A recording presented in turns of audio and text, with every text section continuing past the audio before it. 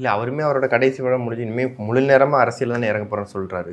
அதுதான் நாங்கள் சொல்கிறோம், முழு நேரம் இனிமேல் தான் முழு நேரம் அரசியல்வாதியாக போகிறீங்க. தேர்தலுக்கு 2 மாதத்துக்கு முன்னாடி இப்போ தான் உங்களுக்கு அந்த மைண்ட் செட்டே வந்திருக்கு. நான் இனிமேல் தான் முழு நேரம் அரசியல்வாதியாக போகிறேன் அப்படின்னு மனநிலைக்கு வந்திருக்காரு. அந்த மனநிலை தேவையற்றது தான். பாவம், அவர் திருப்பி நடிக்க போட்டோம். எனக்கும் நடிகர் விஜய் ரொம்ப பிடிக்கும். நடிகர் விஜயாக நானும் அவரோட திரைப்படங்களை விரும்பி பார்த்தவன். சின்ன வயசுலேருந்து நடிகர் விஜயை நான் நடிகர் விஜயாவே ஏற்றுக்கொண்டேன். நடிகர் விஜய் எனக்கு ரொம்ப பிடிக்கும். இப்போவும் நடிகர் விஜய் ரசிக்கக்கூடியவர், நல்ல டான்ஸ் ஆடுவார், பாட்டு பாடுவார்.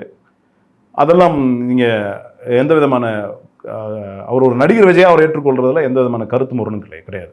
அவர் நடிகர் விஜய் தான். என்ன முரண் இருக்கு? நீங்கள் இந்த மண்ணுக்கான அரசியல் பேச மாட்டீங்க. இந்த மாநில உரிமைகளில் ஒட்டுமொத்தமாக நசுக்கிற ஒன்றிய அரசாங்கத்துக்கு எதிராக ஒரு குரல் எடுத்து வைக்கிறதுல உங்களுக்கு துணிவில்லை. துணிவில்லாத, முதுகெலும்பில்லாத ஒரு நபர் எப்படி ஒரு மாநிலத்தின் முதலமைச்சராக இருப்பார்? அப்படி முதலமைச்சராக வர முடியும்னு எந்த இடத்துல உங்களை நீங்கள் உறுதியாக நம்புறீங்கன்னா, உங்களை பின்னாடி இருக்கிற ஒரு நடிக கும்பல், உங்கள் ரசிக கும்பல். இந்த ரசிக கும்பல் உங்களை திரையில இருந்து பார்த்தவங்க. மேபி நான் பார்த்த அதே நானும் விஜயோட ரசிகன் தான். அந்த இடத்துல எந்த இடத்துல நடிகர் விஜய நடிகராக மட்டும் பார்க்கறத நிறுத்தணும்னு ஒரு கட்டம் இருக்கு. நடிகர் விஜயாவே பார்க்கப்பட வேண்டும்ன்றது என்னோட கருத்து.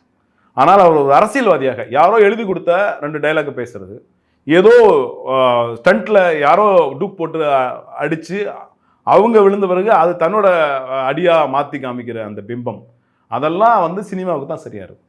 நாங்கள் திருப்பி சொல்றோம், நீங்கள் உங்களை அரசியலைப்படுத்திக் கொள்ளுங்கள். ஏதோ திமுக எதிர்ப்பு மட்டும்தான் தமிழ்நாட்டோட அரசியல் அப்படின்னு இல்லை. திமுக மாநில உரிமைகள் நிறைய இருக்கு. மாநில உரிமைகள் தொடர்ந்து மறுக்கப்பட்டு இருக்கு. மாநிலத்துக்கான மொழி சார்ந்து, நிதி சார்ந்து பெரும் பிரச்சனைகள் ஒன்றிய அரசாங்கத்தோட மாநிலம் போராடிட்டு இருக்கு. இந்த போராட்ட குரல்ல ஒரு ரிசம்பிளன்ஸாவது இருக்கா? உங்களுக்கான குரலை உங்களால பேச முடியல. இது மாநிலத்தோட குரலை, உரிமை எப்படி நீங்க கேட்டு போறீங்க? உங்க படம் திரையிடப்படவில்லை. அதற்கு காரணம் ஒன்றிய தணிக்கை குழு. வாயை தொடர்ந்து சொல்றது துப்பு இல்லை. இது சரி, நீங்க தான் சொல்லலை, உங்களோட 2ஆம் கட்ட தலைவர்களாக பேச வைக்கலாம், அவங்களும் பேசுறதுக்கு துப்பு இல்லை. இவ்வளவும் இருக்கு. அதை விட்டுட்டு இன்னைக்கு நாங்கள் மாநில உரிமை சார்ந்து போராடிட்டு இருக்கோம்.